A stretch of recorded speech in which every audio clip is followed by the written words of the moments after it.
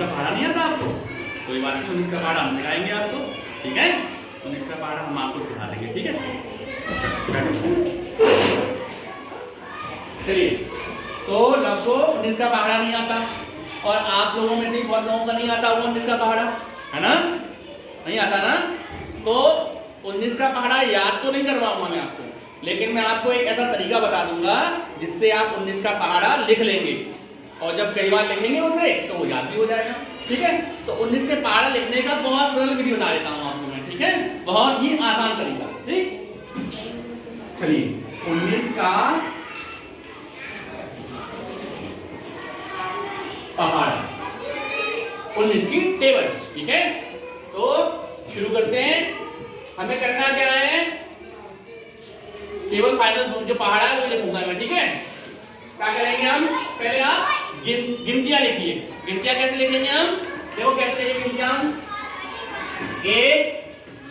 एक के बाद 2 नहीं लिखना है, 3 के बाद 5 के बाद 7, मतलब एक अंक छोड़ के लिखना है हमें, ठीक है?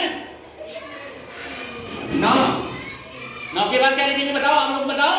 11, बताओ? 13, बहुत बढ़िया, बताइए? 15, बताइए? 17, फिर 19। ठीक है? ये हमने गिनतियां कैसे लिखी?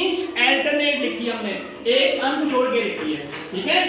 अब देखिए, अब हम लिखेंगे 9 से लेकर 0 तक, 9 से लेकर 0 तक लिखेंगे, उल्टी गिनती, मतलब 9 से लेकर 0 तक उल्टी गिनती लिखेंगे हम।